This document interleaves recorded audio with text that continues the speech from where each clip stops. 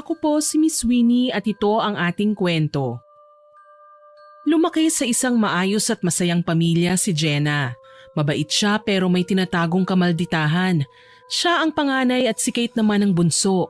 19 anyos na si Jenna, samantalang 12 anyos naman si Kate. May kakayanan ng pamilya nila dahil pulis ang tatay niya at may negosyong maliit na grocery store naman ang kanilang ina. Nag-aaral sila pareho. Isang araw, maagang natapos ang klase ni Jenna.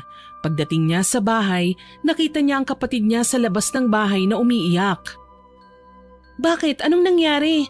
Bakit ka umiiyak?" Hindi siya sinagot. Patuloy lang siya sa pag-iyak.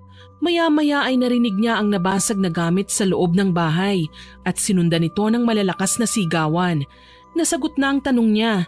Nag-aaway ang mga magulang niya. Dahan-dahan siyang pumasok sa bahay nila. "Pa? Ma?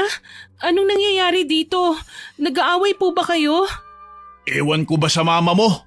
May sakit na nga ako pero napagbibintangan pa rin ako. Hindi man lang nagtatanong kung pagod ba ako sa trabaho. Lagi na lang ganito pag uwi ko. Puro sumbat, puro sigaw. At bakit ako hindi magrereklamo ha? Hindi ka na umuuwi ng tama. Saan ka nagpupunta? Saan ka umuuwi? Palipat-lipat ang tingin ng dalaga sa kanyang mga magulang dahil sa mga naririnig niya mula rito.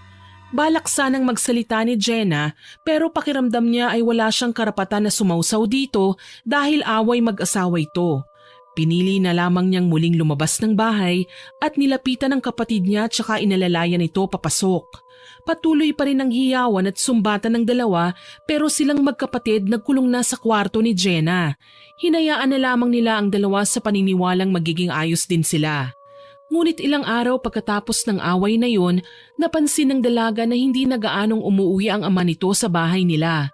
Nagkasakit ang mama niya dahil sa stress. Nanghina ito dahil hindi kumakain. Madalang ding umiinom ng tubig at gamot hanggang sa tuluyan ng lumala at hindi na makalakad. "Mama, kumain na po kayo. Paano po kayo gagaling niyan kung hindi ho kayo kakain? Alam niyo namang pong bawal sa inyo ang magpagutom, hindi po ba? Kaya kumain na po kayo." "Umuwi na ba ang papa mo, anak? Ilang gabi na ako naghihintay eh.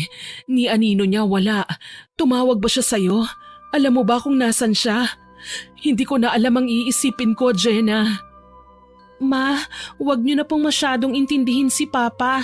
Ang sarili niyo po ang dapat na iniintindi niyo ngayon. Ang payat-payat niyo na oh. Halos hindi na kayo kumakain." "Anak, hindi ko pwedeng baliwalain ang nangyayari sa amin ng papa mo. Nalaman kong may babae siya. Nahuli ko siya. May ibang babae ang papa mo." "Ano po? Babae? Totoo po ba yan?" "Oo anak, 1 linggo na akong nagtitimpi.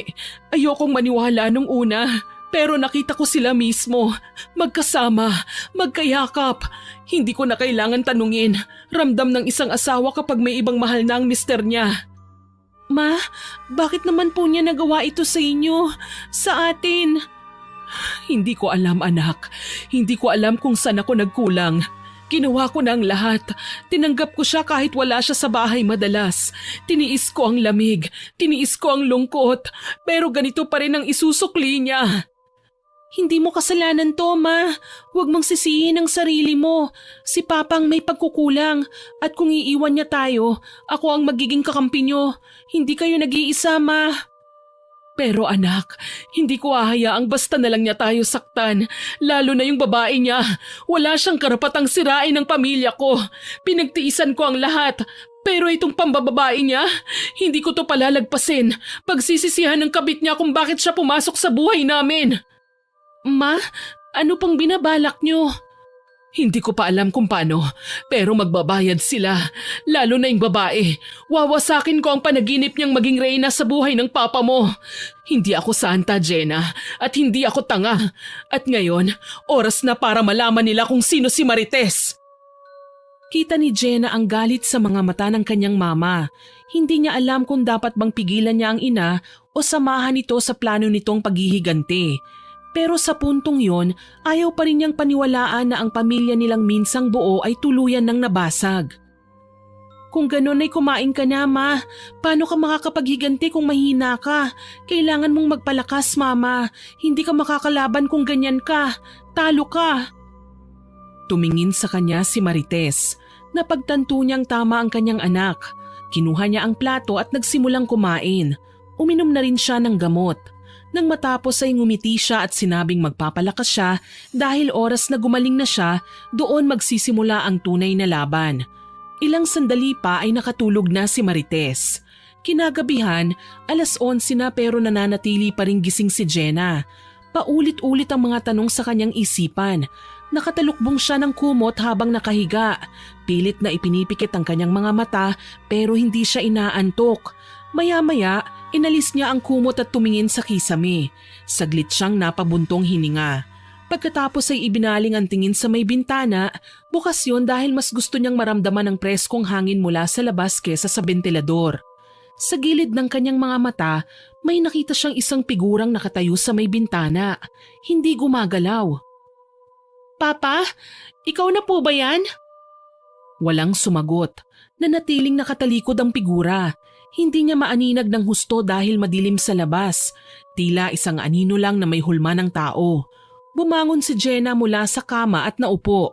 Naglakad siya palapit at habang lumalapit ay unti-unting lumilinaw sa kanya ang anyo ng taong nasa bintana. Napahinto siya sa kinatatayuan. Ma, kayo po pala yan? Anong ginagawa niyo dyan sa bintana ng kwarto ko? Okay na po ba kayo? Nakakatayo na kayo ah. Ngunit sa kabila ng mga tanong niya, hindi siya nilingon ng ina.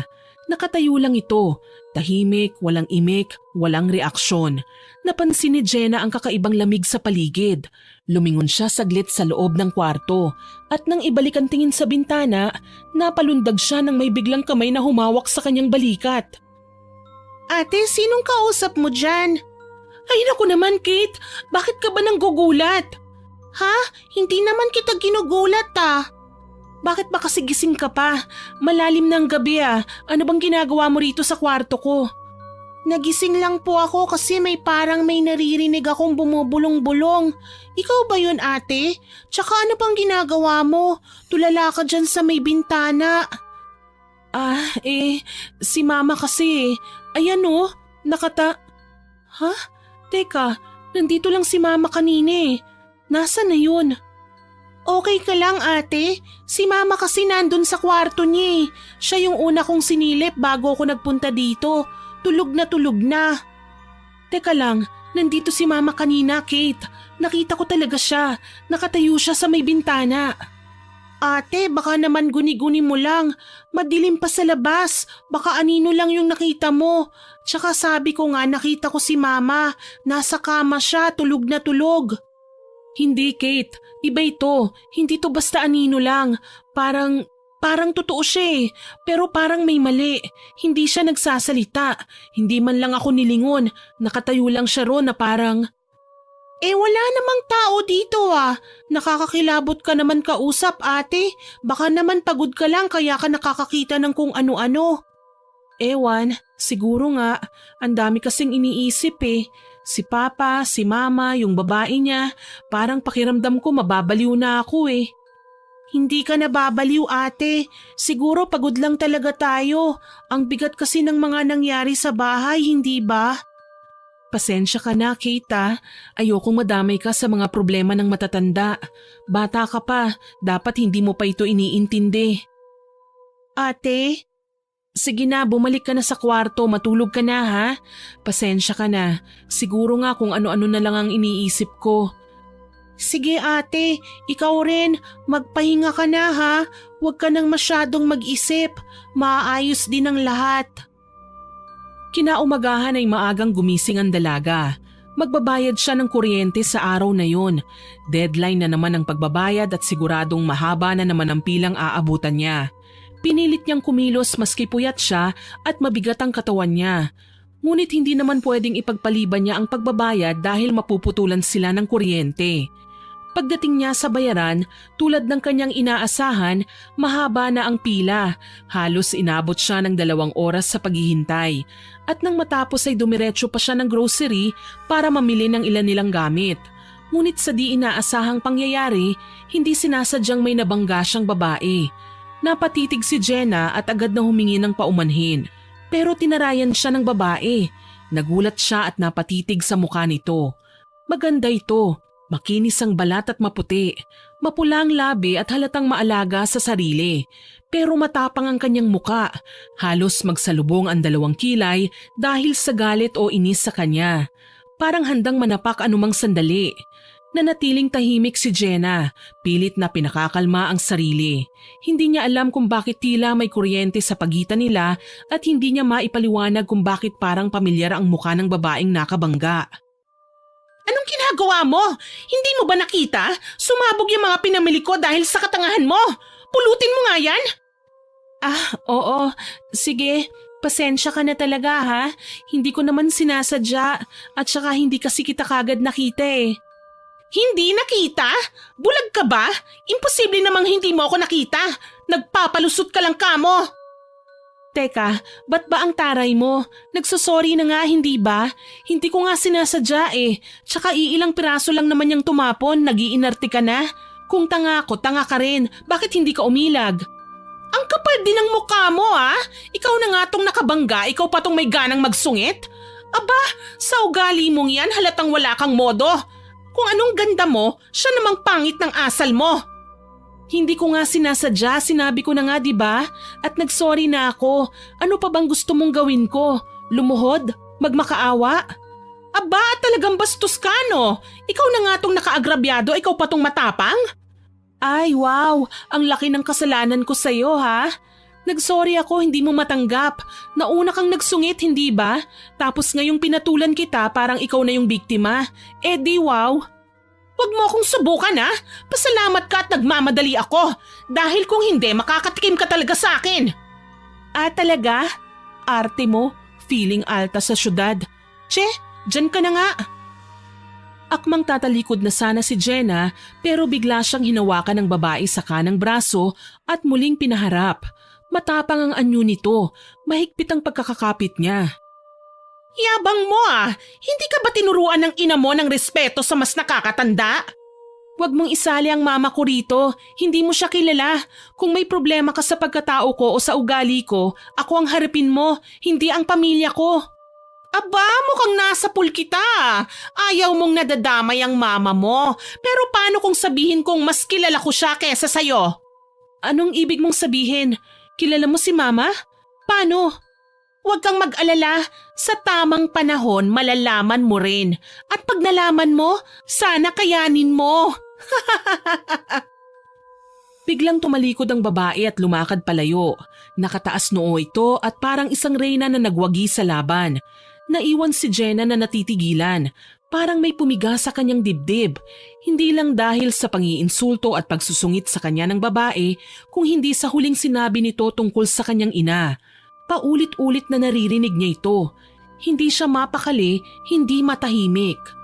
Ilang linggo ang nakaraan, gabi noon, malamig at tahimik ang paligid. Kagagaling lang niya sa eskwelahan at napansin niyang bukas ang gate ng kanilang bahay. Paglapit niya, nakita niya ang ina na nakadungaw sa may bintana nila. Umiiyak. Nasa likod nito ang nakababata nitong kapatid na parang inaalo ang ina. Ma, anong nangyari? Hindi nakasagot si Marites. Sa halip ay itinuro nito ang direksyon ng sala. Naglakad siya at lumapit sa may pinto. Doon ay nakiramdam siya. May narinig siyang mga boses mula sa loob. Isang lalaki at isang babae. Pumasok si Jenna. Doon niya nakita ang kanyang ama at sa tabi nito nakita niya ang isang pamilyar na muka. Ang babaeng nabangga niya sa grocery store. May mga maleta ang mga ito. 3. Ang isa ay nakalagay sa ibabaw ng sofa nila. Anong ibig sabihin nito? Ano to, Papa? Ayun! Buti naman at dumating ka na. Pakilala na ako ha. Ako nga pala si Gloria at simula sa gabing ito dito na ako titira. Kasama ko ang papa mo. Ano? Ikaw yung kabit? Bakit ka nandito? Ano ka ba? Bingi ka ba? Ang sabi ko dito na kami titira. Bobo ka talaga, no? Hindi totoo yung sinasabi niya, Jenna. Huwag ka maniwala sa kanya. Anong huwag maniwala. Ano ka ba naman, Ronald? Hanggang ngayon ba naduduwag ka pa rin aminin kung anong meron sa atin? Pagkatapos ng lahat-lahat? Ano ba, panindigan mo na ito? Umamin ka na. Hindi ba sinabi mo sa akin na iiwan mo ang asawa mong walang kwenta para sa akin? Tumigil ka na, Gloria. Sinabi ko na sa'yo, di ba? Nag-usap na tayo kanina. Tatapusin na natin kung anong namamagitan sa ating dalawa. Mahal ko ang pamilya ko. Mahal ko ang mga anak ko. Bakit ka pa kasi sumama dito? Pumayag ba ako? Kung payag ako, hindi ako sasama dito. Hindi ko lulunukin ang pride ko para lang makasama ka at makasama yung pamilya mo. Lalo na yung asawa mong pangit. Hoy, magdahan-dahan ka sa pananalita mo ha? Hindi pangit ang mama ko. Wala ka sa kalingkingan ng ganda niya. Panlabas man o panloob. Kaya wag mong lalaitin si mama. Pa, ano ba itong kaguluhan na ito? Bakit mo dinala yan dito? Wala na ba talaga kayong kahihiyan? Hindi ko siya dinala dito. Hindi ako papayag na makipaghiwalay ka sa akin ng ganun-ganun na lang, Ronald. Never! Hoy, ikaw babae ka, lumayas ka rito ha? Lumapit si Jenna at itinulak ang babae, ngunit hindi nagpatalo si Gloria. Huwag mo akong itinutulak-tulak! Hindi ikaw ang may-ari ng bahay na ito! Agad na bumuelta ito at tinulak pabalik si Jenna. Sumayad ang likod ng dalaga sa lamesa. Napasinghap siya sa sakit. Nasa pinto naman ang mag-inang si Marites at Kate. Agad na dinaluhan ng dalaginding ang kanyang kapatid. Ayos ka lang ba, ate? Ayos lang ako. Hindi ako papayag na bastusin ng babaeng yan ang bahay natin. Wala ka pala eh. Lampa. Akala mo kung sinong matapang. Hindi mo naman pala kaya. Jenna, papatulan talaga kita. Tumigil ka na, Gloria. Tama na to. Umalis ka na. Narinig mo yon? Umalis ka na raw. Hindi ka na kailangan ng papa ko. Napagsawaan ka na. Alis na. Hindi ako aalis dito. Umalis ako sa amin, iniwan ko ang lahat para sa'yo, Ronald. Pinangako mong ako ang pipiliin mo ah. Bakit ngayon parang basura na lang ako na tinatapon mo? Walang yaka? Basura ka naman talaga eh. At kung iniwan mo ang pamilya mo para sa papa ko, anong tingin mo sa sarili mo? Martir? Hindi, kabit ka lang. At wala kang lugar dito sa bahay namin. Tumahimik ka ah. Wala kang alam, Jenna. Walang kwenta yung mama nyo kaya sumama sa akin ng papa nyo. Ako ang naging kasama niya ng mga panahon na kailangan niya ng karamay. Manahimik ka. Wala kang karapatang magsalita ng ganyan dito sa pamamahay ko. Hindi ako isang perpektong asawa pero ikaw, kahit kailan hindi ka magiging perpekto dahil isa ka lang kabit. Manahimik ka. Hindi porket narinig mo na yung sinabi ni Ronald ay magtatapang-tapangan ka na. Anong pinagmamalaki mo ha? Yang pagiging baldado mo? Yang pagiging losyang mo? Ipinagpalit ka na ng asawa mo. Ako na ang mahal niya at hindi ikaw. Kaya lang naman siya bumabalik sa'yo ngayon ay dahil maaaring maapektuhan ang trabaho niya bilang pulis. Kung hindi dahil doon, akala niyo ba? Babalikan pa niya kayo? Sige Ronald, sabihin mo ngayon sa kanila ang totoo. Gloria, tama na. Tapusin na natin to. Hindi! Nagpaalam ako sa'yo ng maayos. Hindi kita dinala rito. Sinundan mo ako. Nagkamali ka. Hindi ikaw ang pinili ko. At hindi kita pipiliin. Hindi ikaw ang gusto ko makasama eh. Sila yun, Gloria. Ang pamilya ko. Saglit na nagkaroon ng katahimikan. Napaupo si Gloria sa sofa. Nanginginig ang kamay. Napapapikit. Pilit na nilulunok ang sakit ng katotohanang iiwan na talaga siya ni Ronald. Sinungaling ka? Lahat ng gabi na yakap kita? Lahat ng pangakong binulong mo? Peke! Matapos mo akong gamitin, itatapon mo lang ako ng ganon? Palibhasa, isa kang duwag, isa kang sinungaling! Noon, akala ko ikaw ang kailangan ko. Pero nagising ako. Pamilya ko pa rin ang mahalaga. Ang asawa ko minsan kong pinabayaan at ang mga anak kong sinaktan ko dahil sa kahinaan ko. Gusto kong bumawi sa kanila. Talaga, Papa? Babawi ka sa amin? Paano? Palalayasin ko siya. Ngayon din. Ang kapal ng mukha mo! Hayop ka, Ronald! Hayop ka! Narinig mo naman siguro kung anong sinabi ng papa ko. Alis! Kung may natitira ka pang dignidad, lumabas ka na lang sa pintuan ng taas noo. Kasi kung ako ang magpapalabas sa'yo, baka sakali kita ihagis. Anak ka nga ng mama mo, pareho kayong matapang, pero wala kang alam. Ha, huwag kang masyadong sigurado sa alam mo sa pamilya mo, lalo na sa pagkatao ng mama mo. Nangilid ang luha sa mga mata ni Gloria. Tumingin sa bawat isa sa kanila. Binuksan nito ang pinto at lumabas. Isinara ito ng marahan. Sa loob ng bahay tulala si Ronald. Nakatingin lang sa sahig. Tahimik, walang kumikibo. Hanggang si Jenna ang bumasag sa katahimikang yon. Kung talagang kami ang pinipili nyo, patunayan nyo. Huwag ka nang uulit, Papa. Pangako ko sa inyo, simula ngayon dito na ako uuwi. Babawi ako sa inyong lahat. Lumapit ito kay Jenna pero umiwas ang dalaga. Walang nagawa si Ronald kundi hayaan na lamang muna ang sitwasyon. Alam niyang hindi magtatagal ay magkakaayos-ayos sila. Makalipas ang halos 2 buwan, unti-unting nanumbalik ang katahimikan sa kanilang tahanan. Gumaling na si Aling Marites. Naging mas madalas ang kanyang ngiti at hindi na ito tulad ng dati na laging malalim ang iniisip at punong-puno ng lungkot ang mga mata. Makikita mo sa bawat kilos niya ang pagbangon, hindi lamang sa pisikal na karamdaman kundi sa sugat na iniwan ng pagtataksil. Naging mas aktibo na siya sa bahay, muling nagluluto ng mga paborito nilang ulam at muli na itong nag-aalaga ng mga halaman sa bakuran. Si Ronald naman maaga na itong umuuwi sa bahay.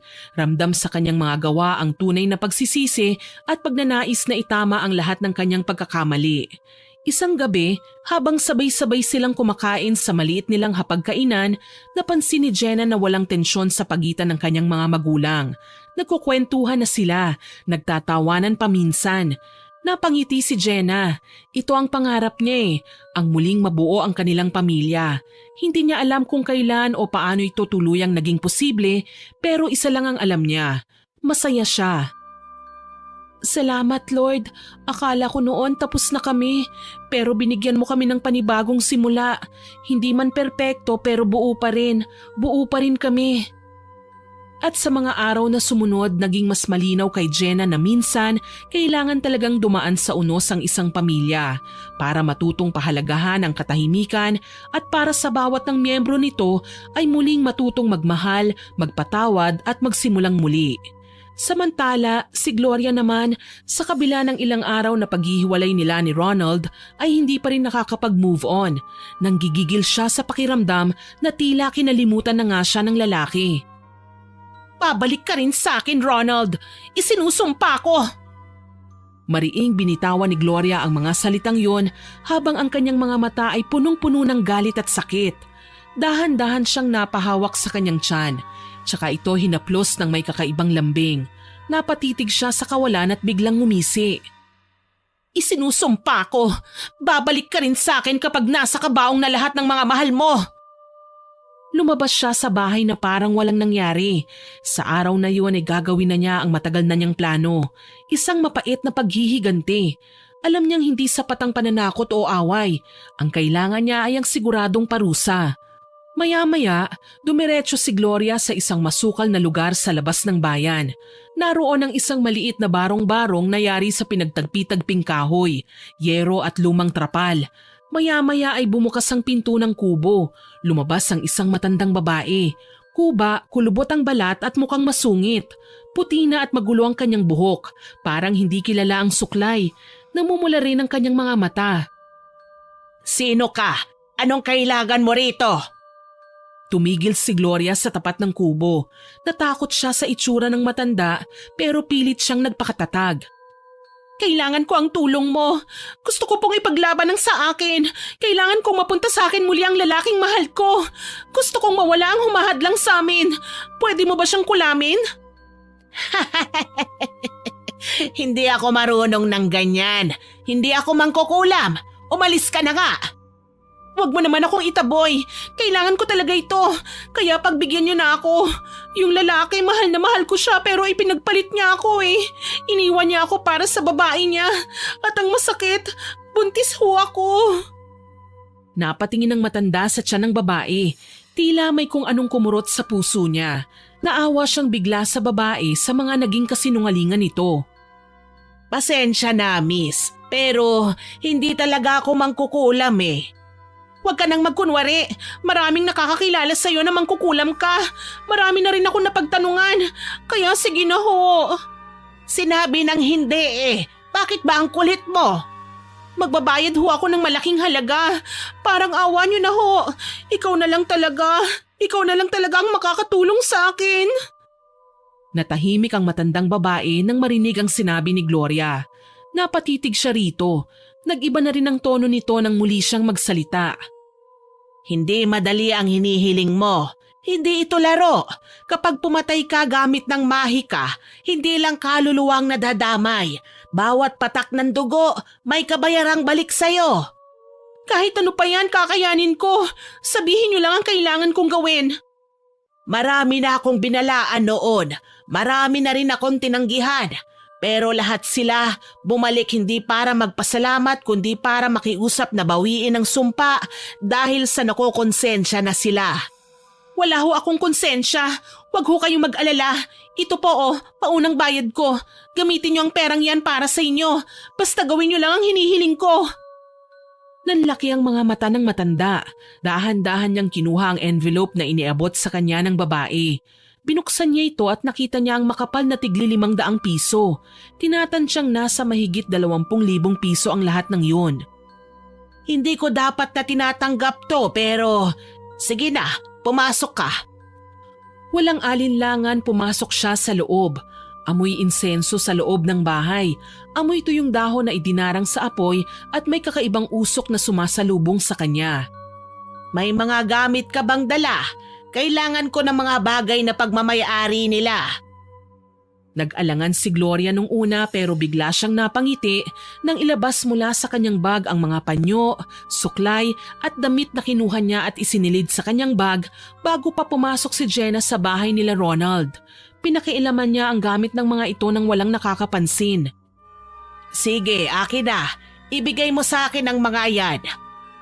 Itinabi ng matanda ang mga gamit. Inilabas ang isang garapon ng itim na langis, isang kutsilyo at isang pulang manika na yari sa tela. Habang ginagawa yon, tahimik si Gloria. Pero sa loob-loob niya, tuwang-tuwa siya dahil sa wakas ay muli na niyang mababawi si Ronald. Paalala ko ulit sa'yo ha, pag nagsimula tayo wala nang bawian. Tumango si Gloria. Sige ho, kayo na ho ang bahala. Magbabantay ako sa kanila. Kapag nakita kong epektibo ang lahat ng mga ginagawa nyo, bibigyan pa kita ng pera. Akong bahala sa inyo. Nagkasundo sila. Hindi makatanggi ang matandang babae sa laki ng perang kikitain niya. Wala na siyang pakialam. Naisip niyang hindi naman niya kakilala ang mga taong pinakukulam ng babae. At isa pa, gusto rin niyang tulungan ito dahil galit siya sa mga lalaking nang iwan. Galit siya sa mga kabit. Lingid sa kanyang kaalaman ay mali siya ng akala, na mali siya ng tinutulungang babae. Wala siyang ideya sa malaking pagkakamali na yon. Walang mahalaga sa kanya kundi ang pera. Pagkaalis ni Gloria, nagsimula na siya sa kanyang ritual ng pangungulam. Nagsindi siya ng itim na kandila, gumawa ng apoy na parang nasa isang banga, at doon ay unti-unti niyang nilalagay ang mga damit ng kanyang kukulamin. Damit ng isang babae ang naroon. Inuna niyang ilagay sa apoy ang isang bestida, tsaka siya bumigkas ng isang orasyon. Pagkalagay niya ng bestida sa apoy, agad na kumapit ang apoy dito. Kumalat hanggang sa unti-unting nasunog. Umalingasaw ang nasusunog na tela. Hinaluan niya ito ng mga tuyong dahon at langis. Tahimik ang paligid bago niya sinimulan ng ritual, ngunit umalulong ang mga aso nang simulan niya ang pangungulam. Ang hangin sa loob ng bahay nito ay naging mas malamig.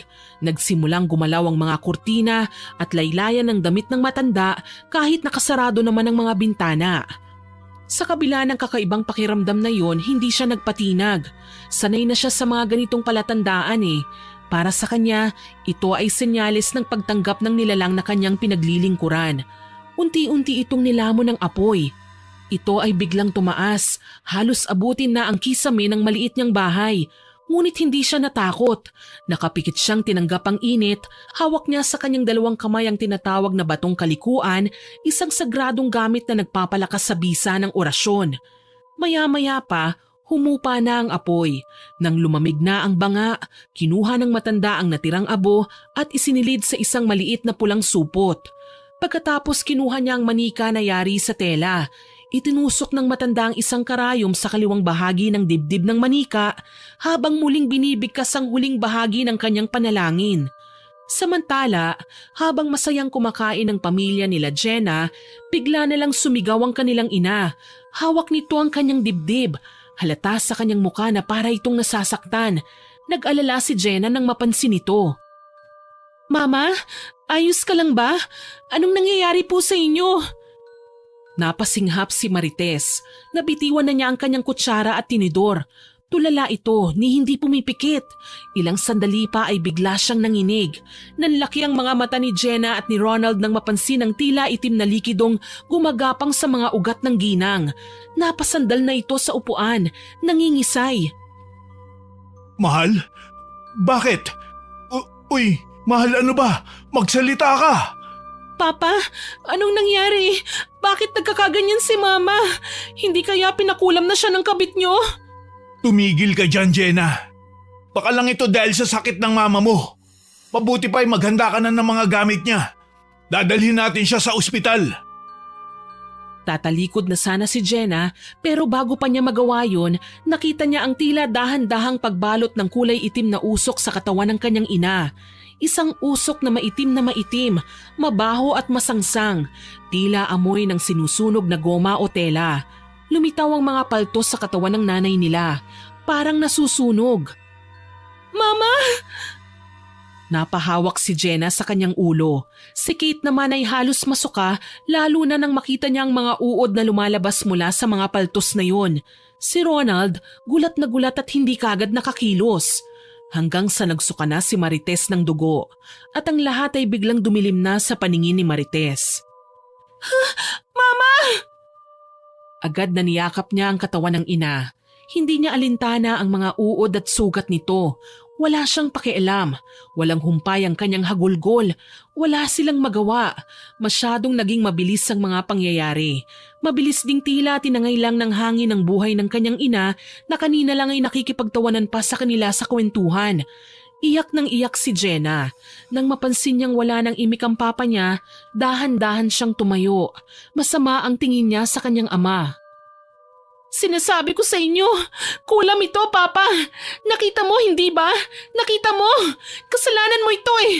Walang ibang gagawa nito kundi yung kabit mo. Walang tugon mula kay Ronald. Para siyang nawala sa sarili. Tulala, walang imik. Parang isang kaluluwang ligaw sa gitna ng trahedya. Ngunit maya-maya pa'y lumapit siya sa malamig na bangkay ng kanyang asawa. Maingat niyang binuhat si Marites, niyakap ng mahigpit bago dahan-dahang inihiga sa sofa. Pinagmasdan niya ito ng matagal, tsaka siya kumuha ng kumot at marahang tinakpan ang katawan nito. Sa burol ng kanyang ina, si Jenna mismo ang naglagay ng isang itim na sisiw sa ibabaw ng kabaong. Isang tahimik na sumpa, hudyat ng puot at babala.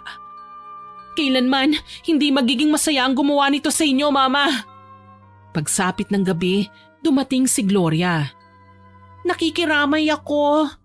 Di ba't sinabi ko na sa'yo, kahit anong mangyari, wag ka na magpapakita sa akin. Lalo na sa pamilya ko. Anong klaseng kapal ng mukha meron ka at naglakas loob kang pumunta rito? Kinuyom ni Ronald ang kanyang kamao. Kinakabahan siya. Baka may makakita lalo na si Jenna. Umalis ka na. Ngayon din. Hala ka? Galit ka? Bakit? Akala mo ikaw ang pinunta ko? Ang yabang mo ha? Hindi ikaw, Ronald. Ang asawa mo ang sadya ko para makiramay. Huwag kang masyadong assuming. Oo, mahal kita, pero hindi ibig sabihin ikaw lang ang sentro ng mundo ko. Umuwi ka na. Kung ayaw mong ako pa magtaboy sa'yo palabas. Sandali lang naman. Gusto ko lang sanang malaman kung anong ikinamatay ni Marites. At isa pa, gusto kong sabihin sa'yo na magiging ama ka na. Napako si Ronald sa kinatatayuan, natigilan, parang binuhusan ng malamig na tubig. Diba gusto mong magkaanak ng lalaki? Ito na yon, Ronald. Matutupad na ang pangarap mo. Agad namang natigilan si Ronald sa paghila kay Gloria. Mariin niya yung tinignan na para bang inaalam nito kung nagsisinungaling ba o hindi. At sa isang iglap, tila nagbago ang ihip ng hangin. Mula sa galit, naging pagkalito ang namayani. Maingat niyang inakay si Gloria palapit sa upuan, tsaka tahimik na kumuha ng isang pinggan at nilagyan ng pagkain. Ibinigay niya ito sa babae. Sakto namang paglabas ni Jenna mula sa kanyang silid.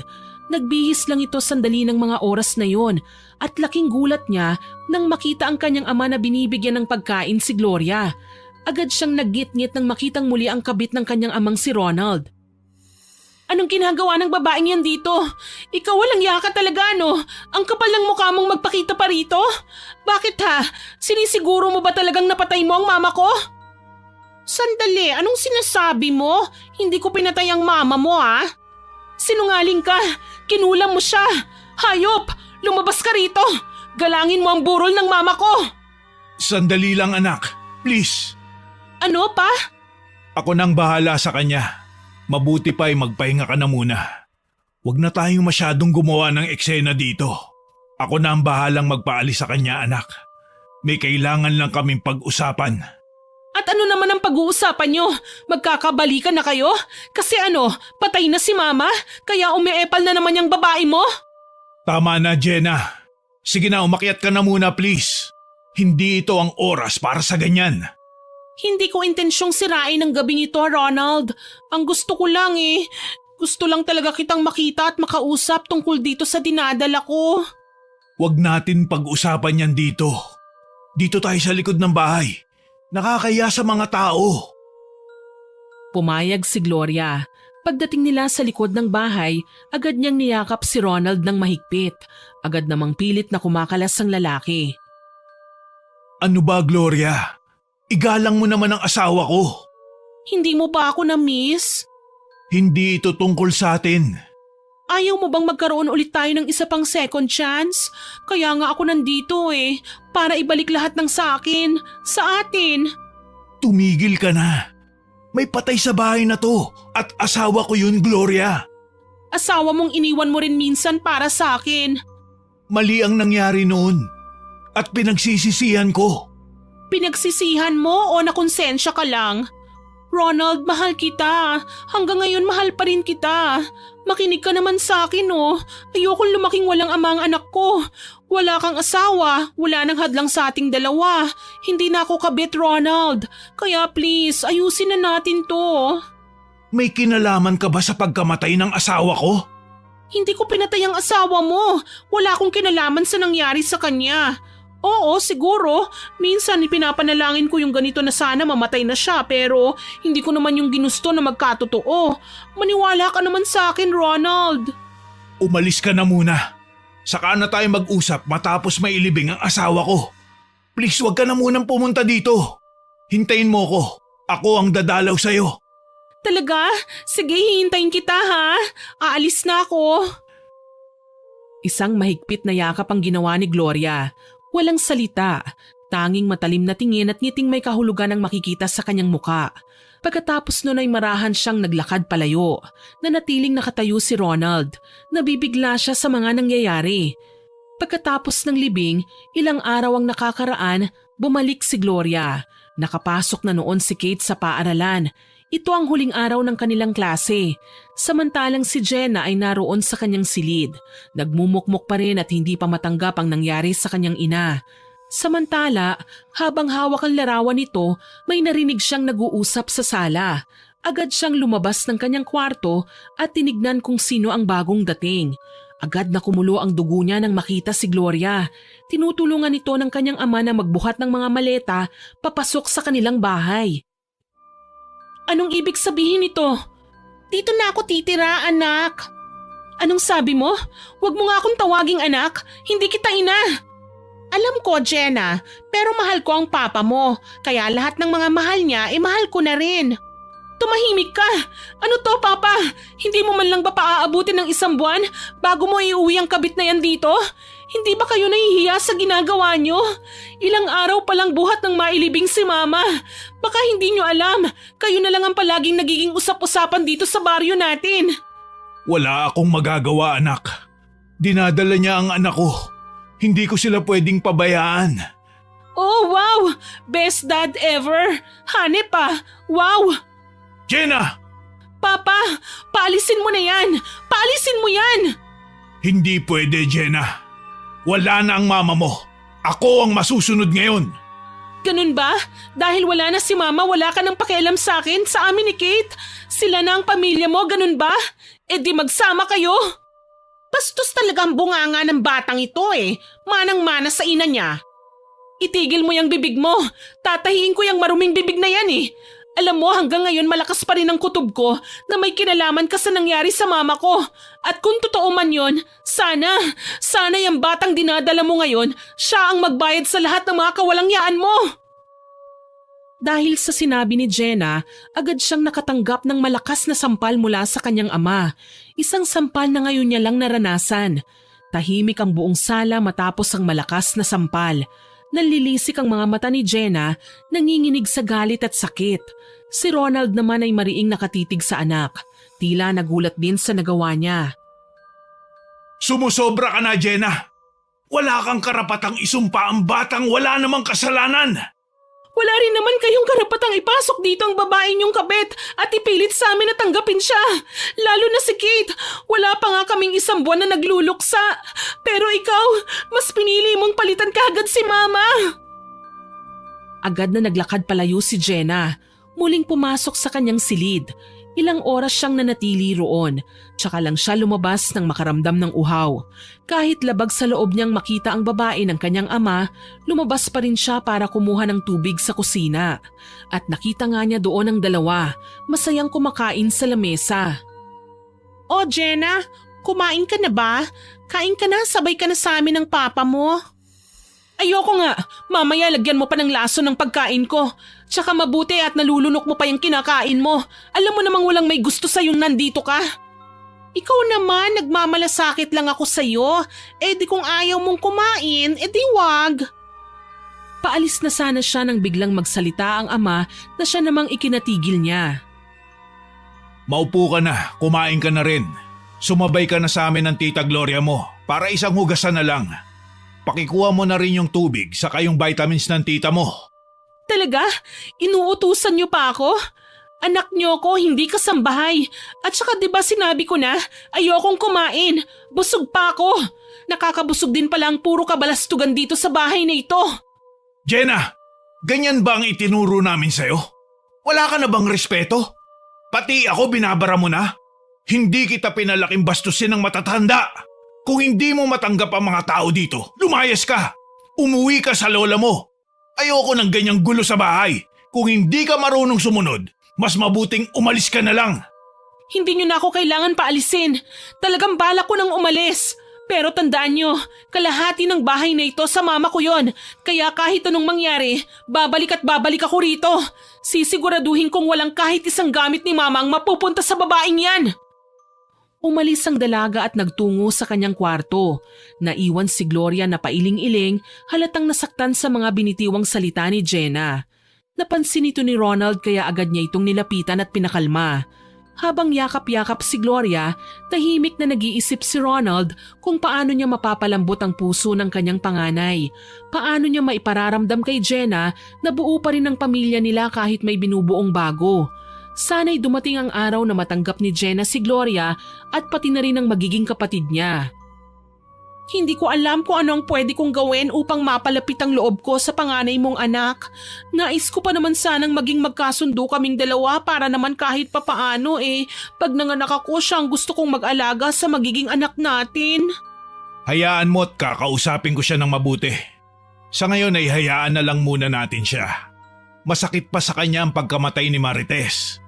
Huwag ka na munang mag-isip ng kung ano-ano at baka kung mapano ang anak natin. Sa ngayon, ako na munang bahala kay Jenna. Kailangan ko muna siyang disiplinahin.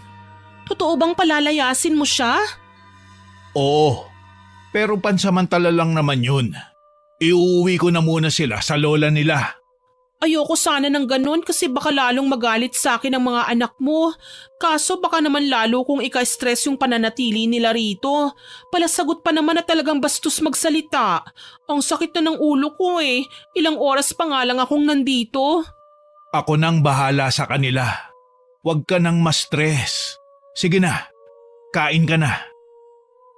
Palihim na nangiti si Gloria. Hawak na niya sa kamay si Ronald at alam niyang madali na lang niya itong paiikot-ikutin at pasunurin sa lahat ng gusto niya. Naisip niyang unti-unti nang natutupad ang mga gusto niya, kaya naman ipinagpatuloy niya ang pagdadrama na para bang inaapi siya para lalo siyang kampihan ni Ronald. Halika na muna sa kwarto. Magpahinga ka na muna dun. Kailangan mo yun kasi alam kong noong nakaraang araw ka pa mukhang matamlay. Salamat, Ronald, at dumating ka sa buhay ko. Pangako, masihigitan ko pa ang pagmamahal ng mga anak mo at asawa mo. Aalagaan kita ng higit pa sa pag-aalaga ko sa sarili ko. Ano ka ba?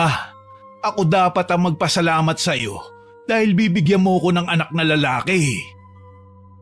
Inalalaya nito ang babae papasok sa kwarto matapos silang kumain. Samantala, inis na inis naman si Jenna sa loob ng kanyang kwarto. Nakatakip ng isang una ng kanyang tenga. Ayaw niyang marinig ang kaartihan ng babae. Maya-maya, may biglang tila na hulog mula sa loob ng kanyang aparador.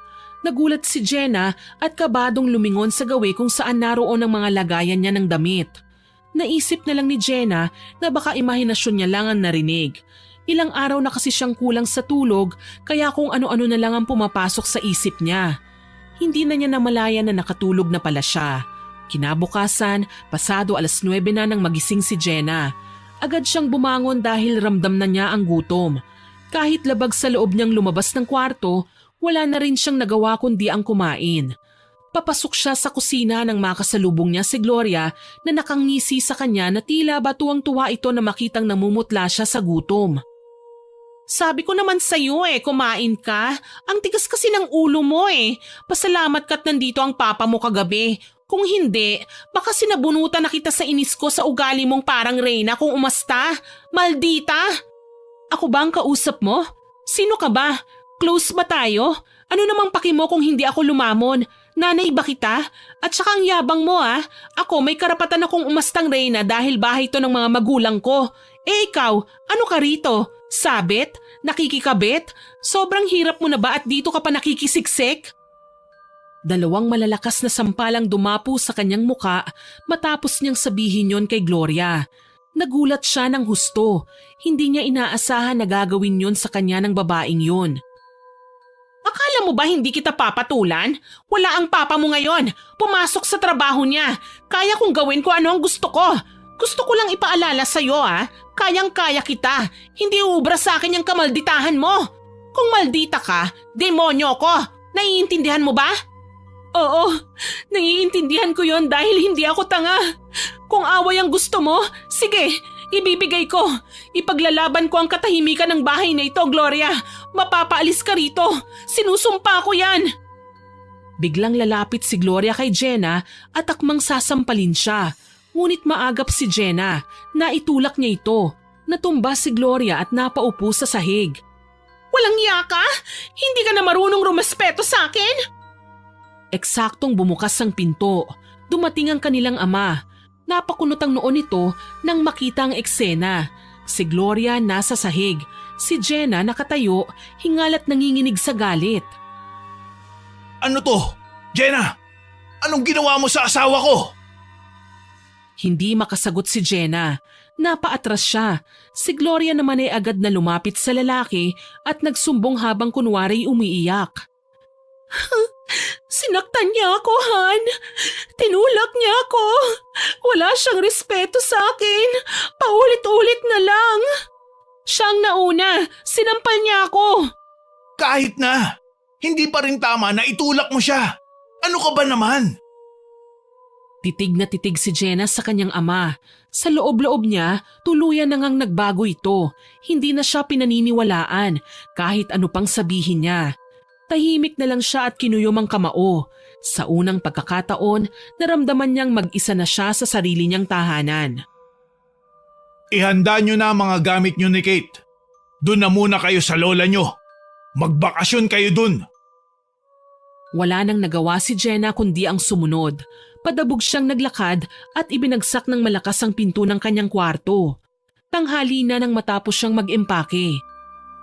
Ate, talaga bang hindi tayo mahal ni Papa? Palalayasin niya na tayo? Hindi sa ganon, Kate. Mahal tayo ni Papa.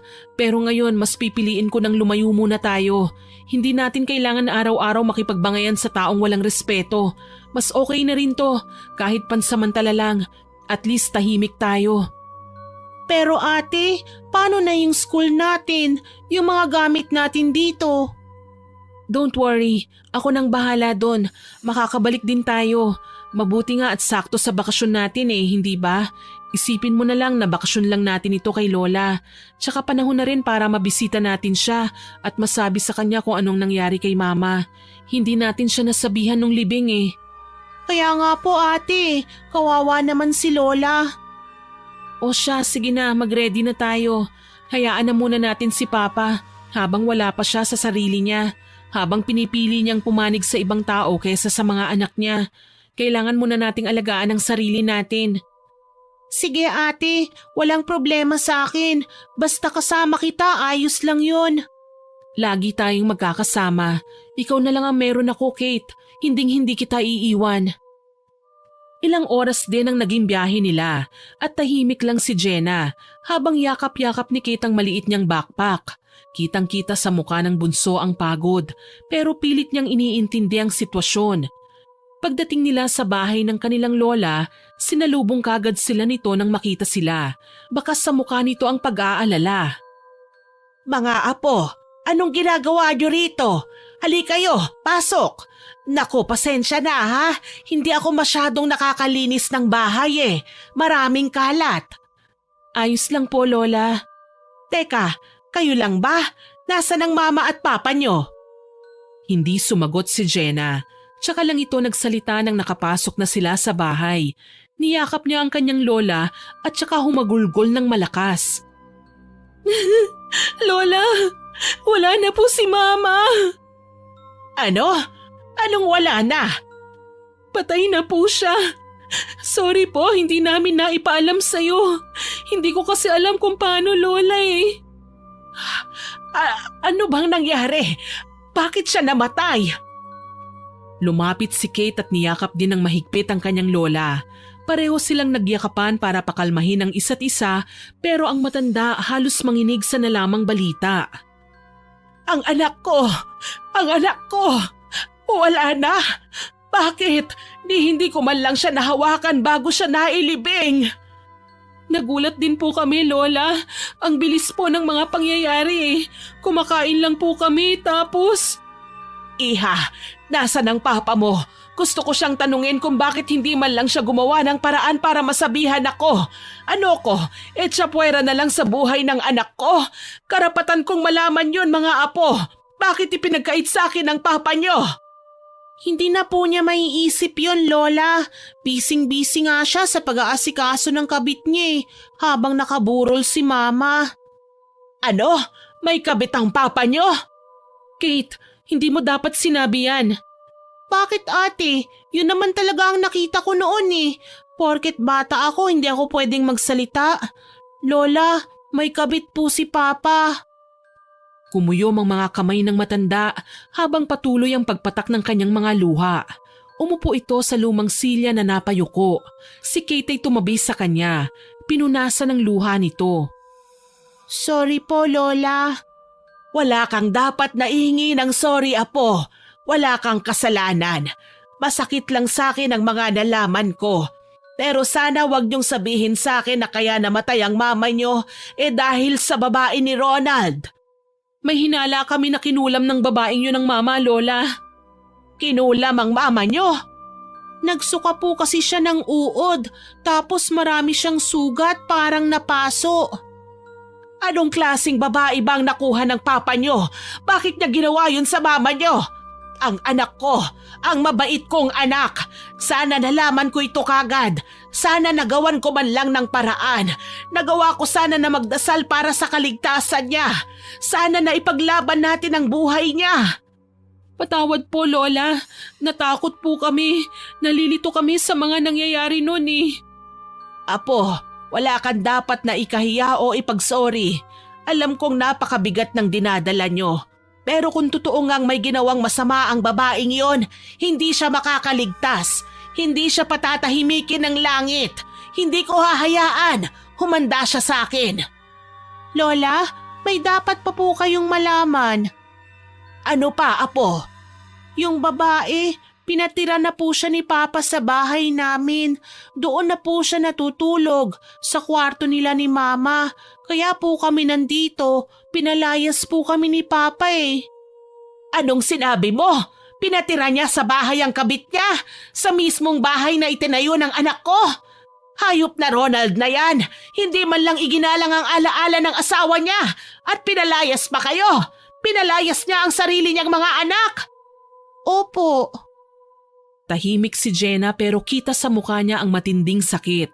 Lumapit si Lola kay Kate at marahang hinaplos ang buhok nito habang pinipigilan ng sariling paghikbi. Tama na ang pag-iyak, Apo. Habang nandito kayo sa poder ko, habang may lakas pa ang mga buto ko, hindi ko kayo pababayaan. Hindi ko hahayaang magdusa pa kayo. Salamat po, Lola. Ako rin po, ayoko na ron. Parang hindi ko nakilala si Papa. Parang ibang tao na po siya. Huwag kayong mag-alala. Sa ngayon, dumito na muna kayo. Ligtas kayo rito. At si Ronald, magigising din yan sa katotohanan. Gagawan ko ng paraan. Aayusin ko ang lahat para sa inyo, para sa anak kong si Marites. Tahimik na tumango si Jenna. Niyakap niyang muli ang lola niya. Kahit papaano, kahit nasasaktan siya sa mga nangyayari, nakatagpo siya ng kapayapaan sa piling ng kanilang lola. Kinabukasan, maagang nagising si Jenna. Tahimik ang buong paligid paglabas niya. Napansin niyang wala ang lola niya sa bahay. Dumiretso siya sa kusina. Binuksan ang kabinet at naghanap ng kung anong pwedeng makain o matimplang kape. Ngunit puro lumang garapon lang at tuyong dahon ang naroon. Lumapit siya sa may lamesa at doon ay nakita niya ang sulat ng kanyang lola. Nakalagay doon na namalengke lang ang kanyang lola. Ngumiti si Jenna ng bahagya. Sige po, Lola. Maingat niyang itinupi ang sulat at inilagay yon sa kanyang bulsa. Naglakad-lakad siya sa loob ng bahay, naghahanap ng mapaglilibangan habang naghihintay. Nang walang makita ay dinampot niya ang walis para sana magsimulang maglinis. Pero hindi pa nagtatagal ay may narinig siyang biglang kumalabog. Parang may nahulog na mabigat na bagay. Ha? Ano yun? Nakabalik na kaya si Lola? Lola? Walang sumagot. Naglakad siya papunta sa pinagmulan ng tunog. Kumatok siya. Lola, nandyan ka na ba? Tahimik pa rin. Idinikit niya ang kanyang tenga sa pintuan. Nakinig pero wala pa rin. Maingat niyang hinawakan ng doorknob at dahan-dahang pinihit ito. Pagbukas ng pinto, tila may sumalubong na malamig na hangin sa kanya at wala ngang tao sa loob. Natigilan siya nang mapagmasdan ang loob ng kwarto ng kanyang lola. Sa isang sulok, may nakita siyang isang manikang gawa sa tela. Alam niya ang manika na yun, isang voodoo doll na ginagamit ng isang mangkukulam. Agad siyang kinilabutan nang makita ito. Sa ilalim nito ay may isang maliit na mesa. May mga nakapatong doong mga itim na kandila na ang iba ay halos maupos na. May mga bote na may mga lamang iba't ibang kulay ng likido. At sa gitna ng mga ito, nakita niya ang suklay niya at ang damit ni Kate.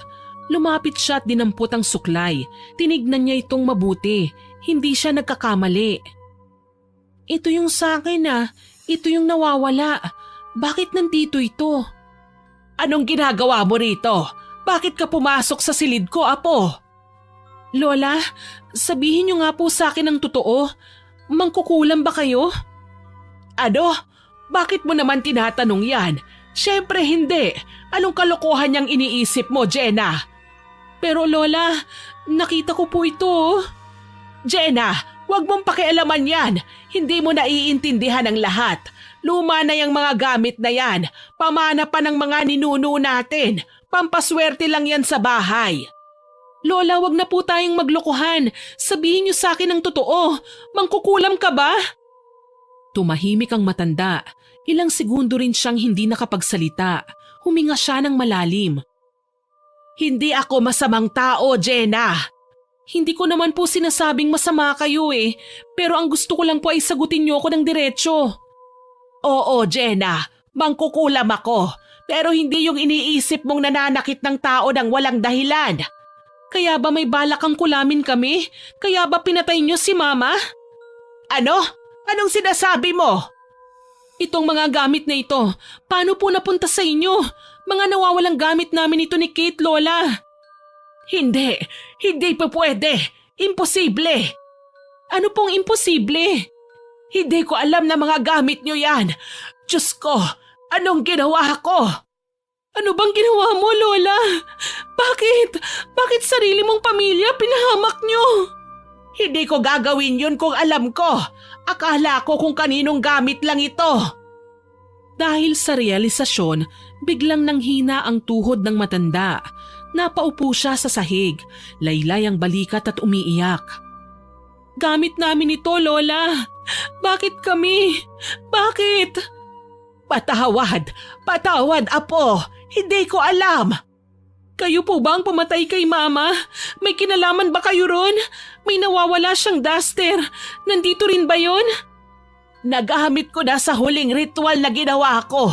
Hindi ko alam. Hindi ko talaga alam na gamit niyo ang mga yan. Kung alam ko lang, hindi ko gagawin yon.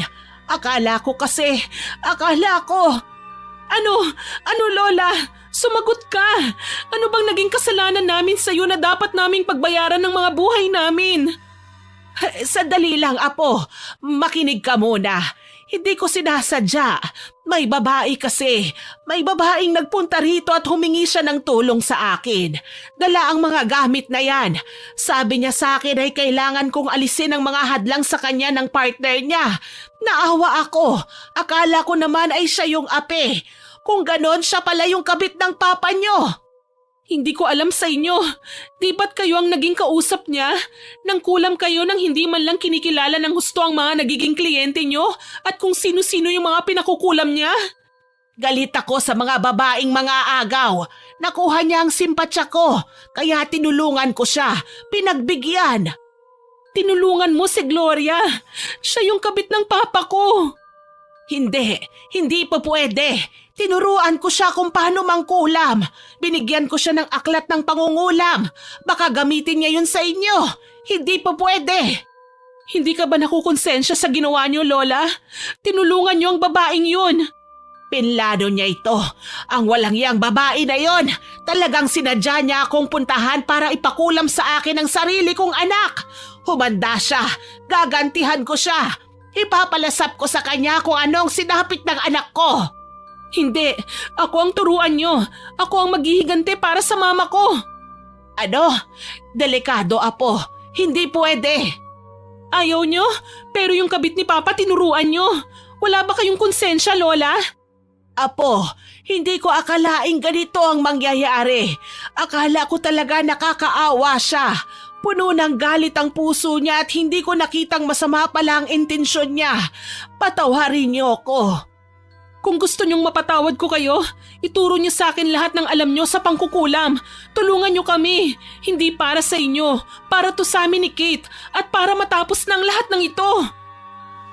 Sige, Apo. Tutulungan ko kayo. Pero kailangan nating magmadali. Kapag dumating na ang susunod na pagbilog ng buwan, isa sa inyo ang maaari niyang isunod. Kasi matapos kong patayin ang una niyang pinakulam, ipinatigil niya ang susunod. Ang sabi niya, siya na raw ang bahala.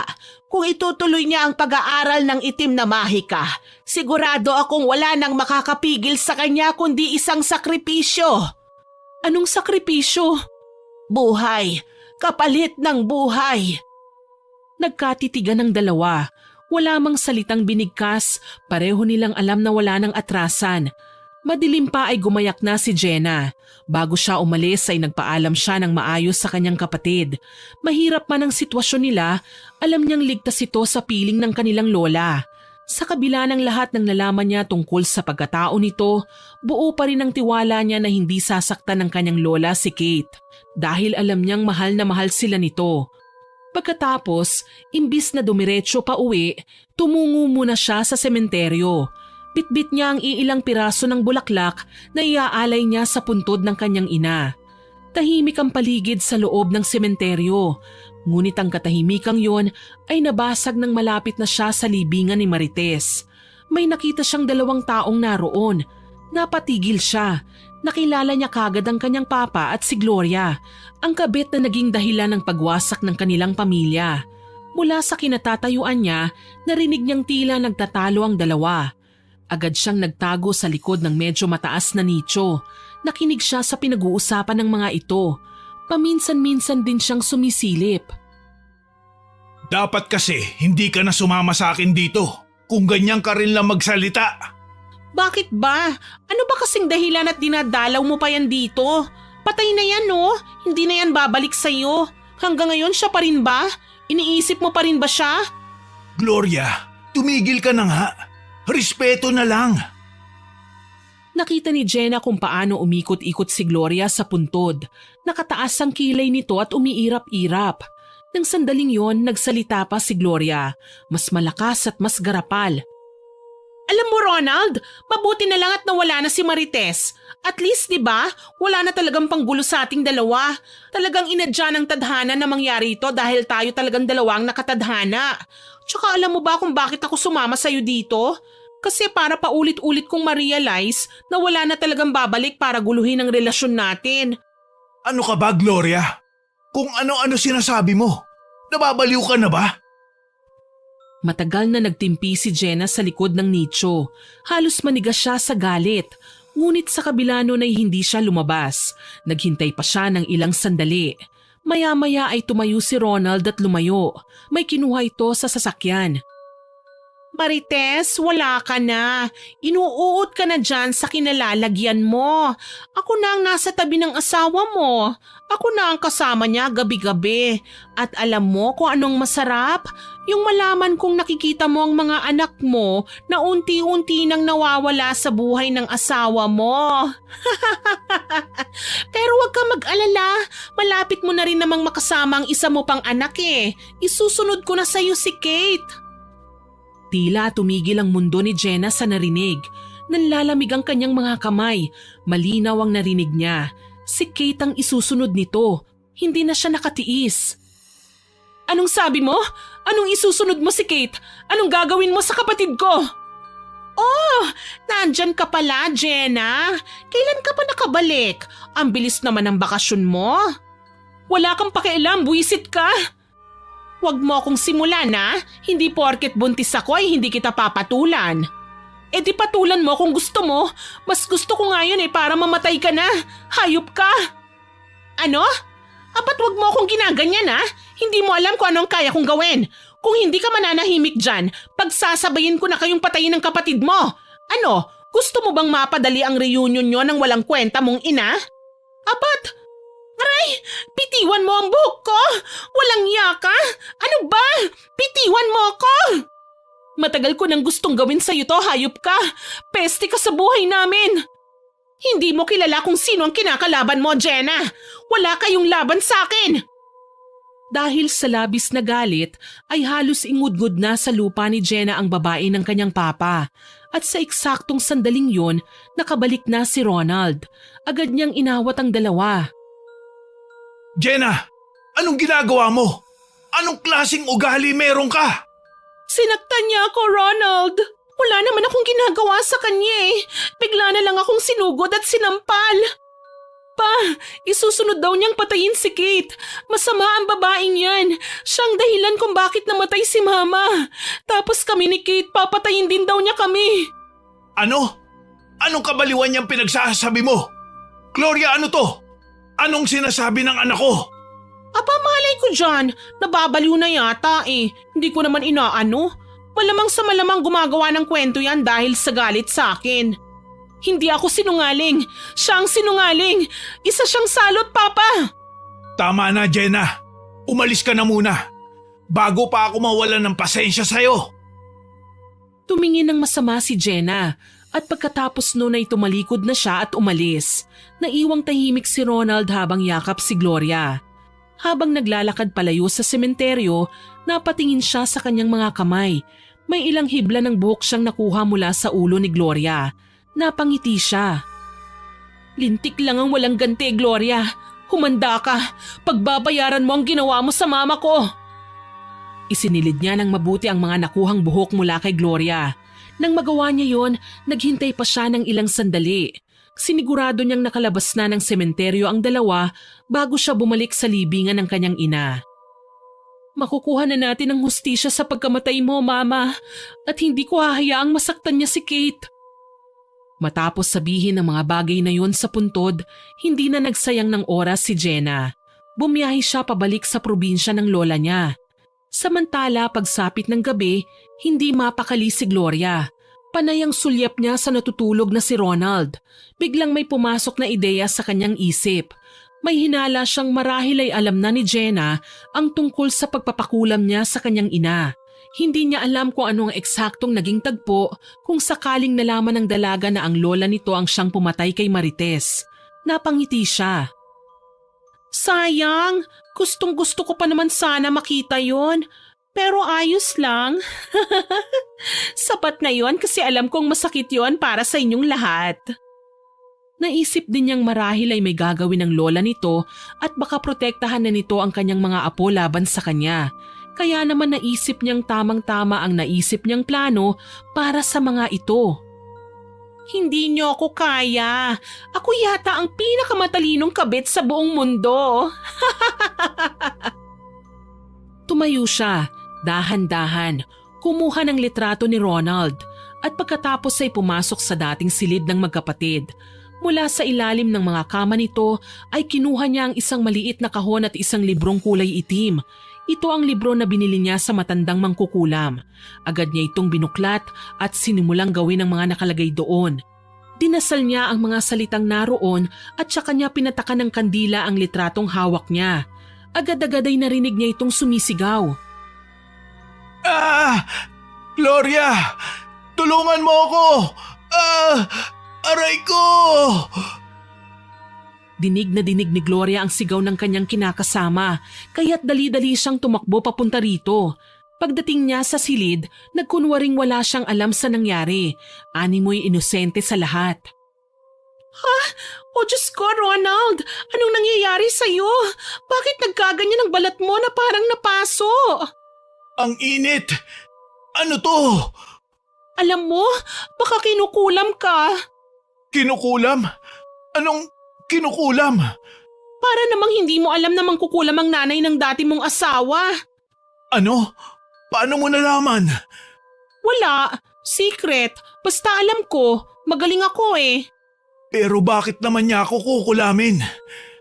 Malamang nagsumbong na yung mga anak mo sa kanya. Naku, mag-ingat ka, Ronald. Baka patayin ka nila.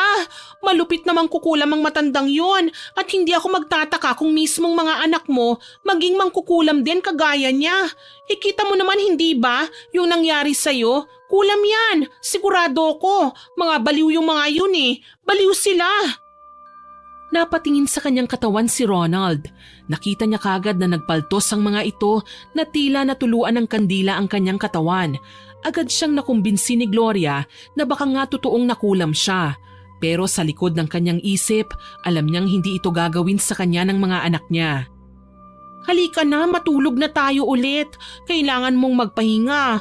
Kung gusto mo, sa ibang araw dalawin natin sila doon. Iuwi na lang natin ang mga anak mo bago pa sila maimpluwensyahan ng baliw nilang lola. Nahiga na ulit si Ronald.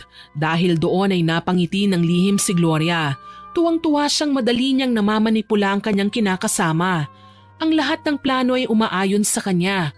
Natutupad na ang lahat ng plano niya. Gusto niyang makuha ang lahat-lahat. Nalaman kasi niyang may malaking pera sa bangko si Ronald. At alam niyang para ito sa mga anak ng lalaki. Kaya naman balak talaga niyang patayin ang mga ito upang lahat ay makuha niya. Nang makatulog na si Ronald, bumalik siya sa kabilang silid para simulan naman ang pangungulam sa kanyang numero 1 kaaway. Samantala, malapit na si Jenna sa bahay ng lola niya nang bigla siyang makaramdam ng pananakit ng kanyang tiyan. Matinding sakit yun. Noon lang siya nakaramdam ng ganong klase ng sakit. Biglang nanlabo ang kanyang paningin hanggang sa siya ay nawalan na ng malay.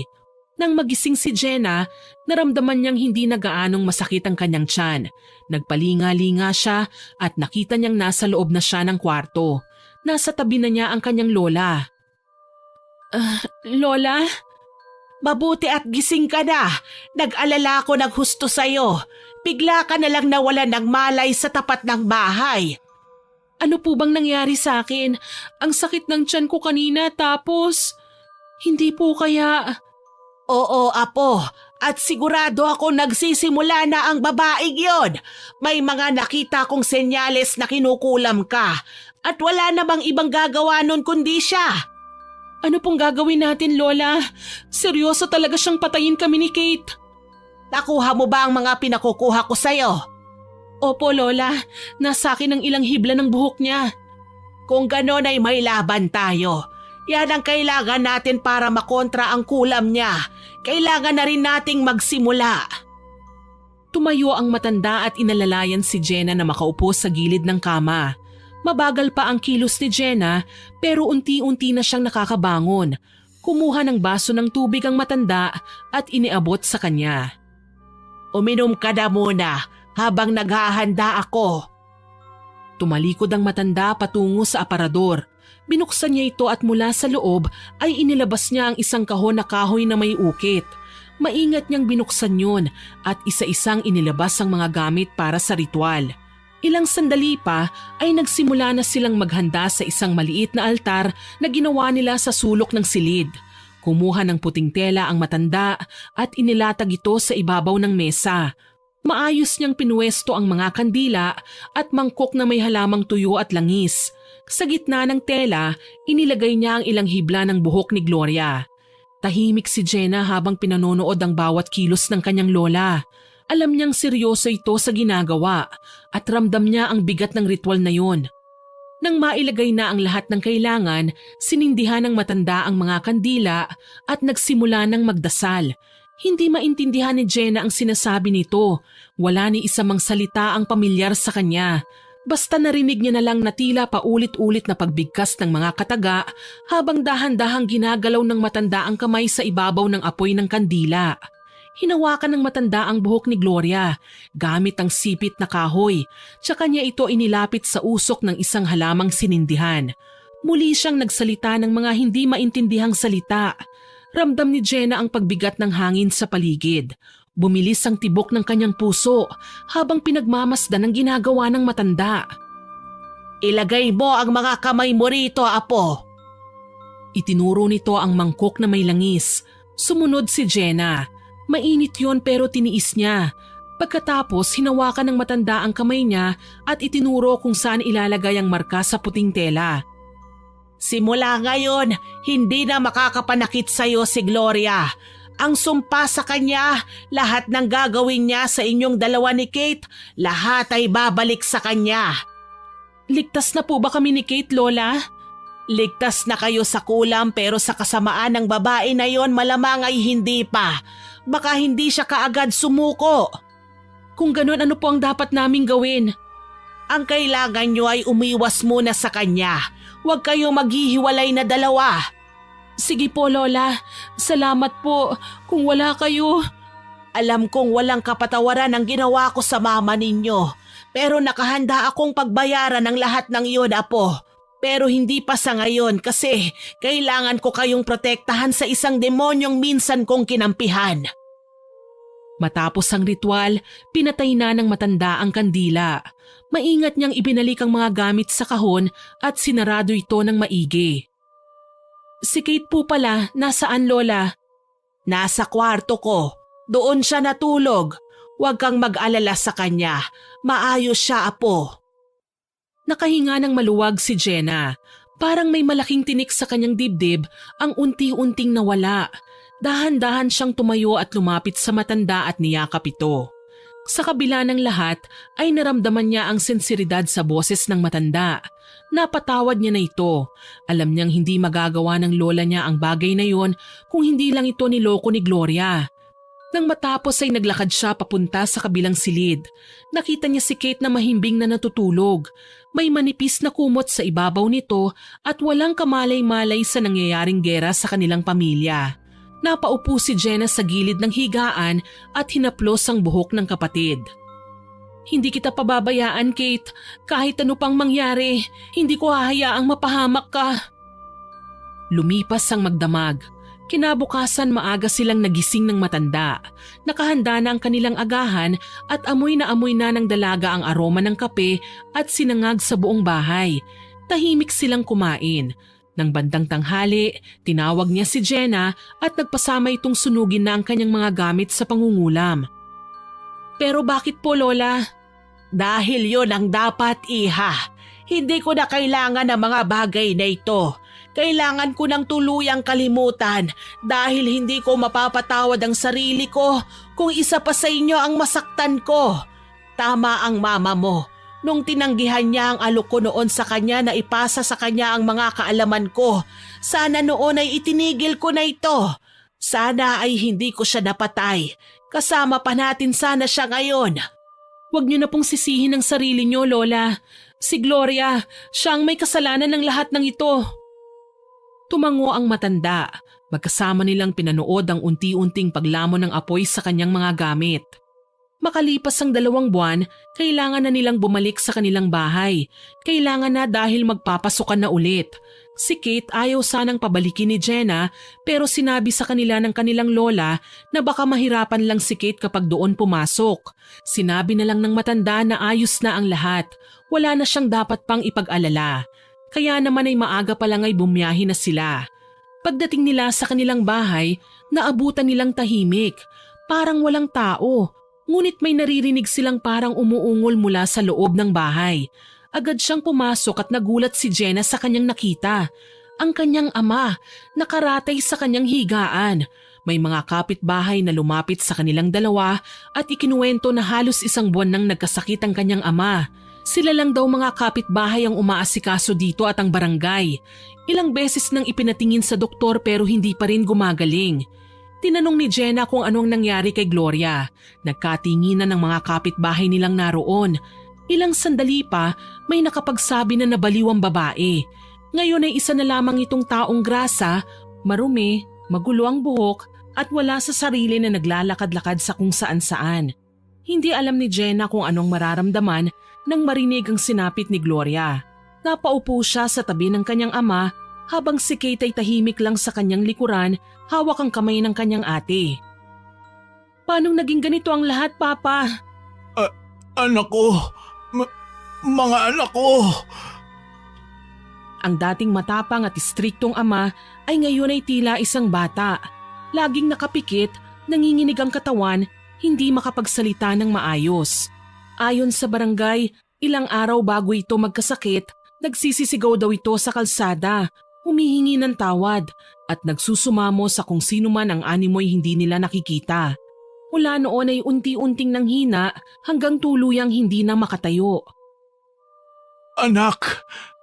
Pa, anong nangyari? Natuklasan kong hindi siya buntis.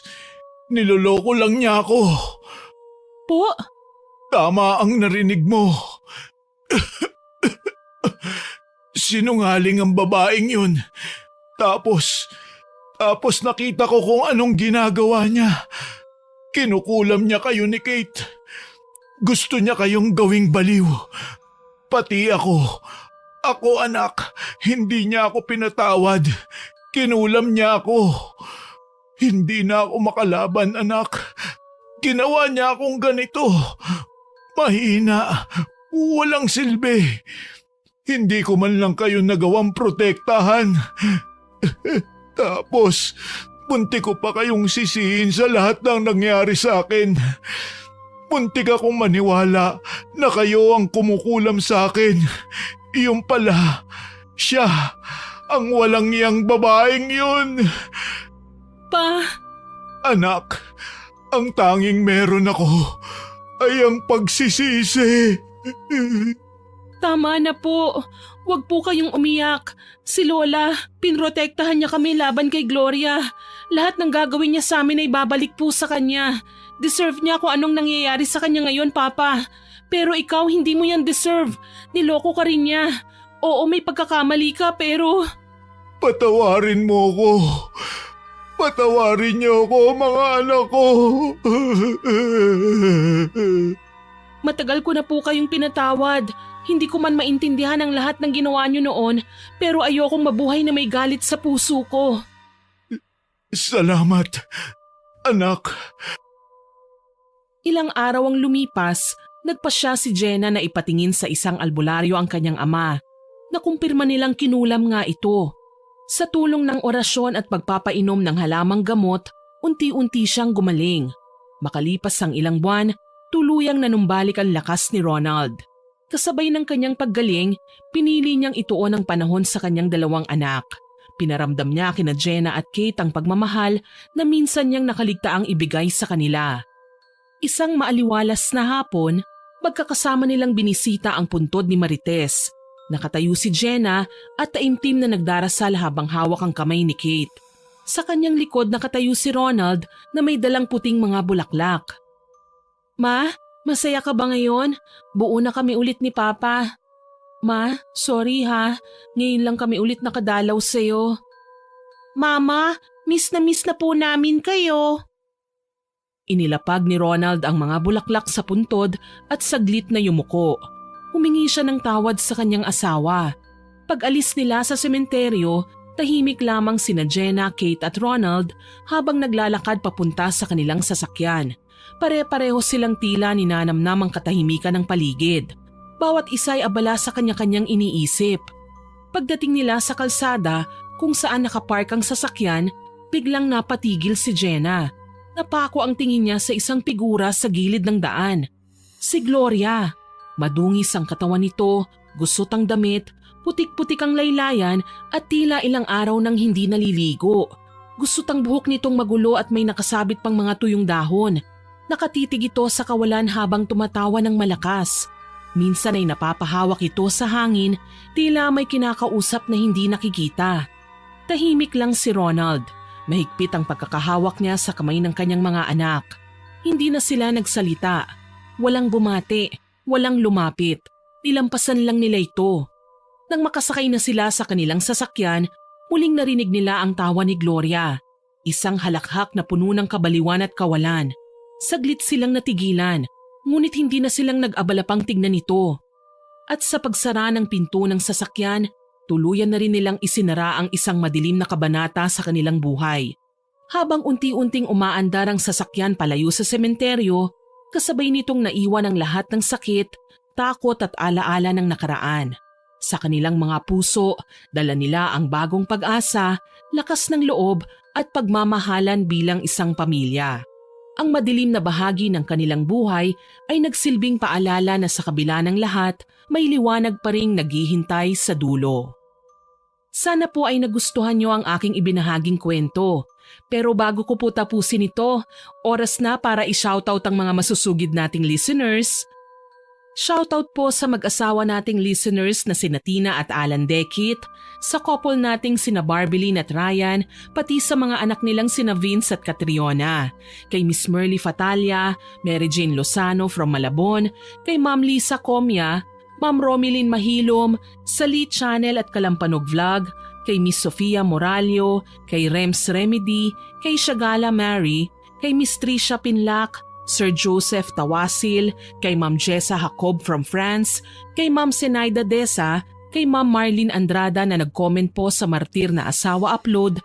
Ang sabi po niya, nakakagigil daw po ang mag-ina sa kwento. Ang sarap lasunin. Nako ma, madadala ka talaga sa emosyon at galit kapag ganyan ang ugali ng biyenan at asawa mo. Salamat po sa komentong ito.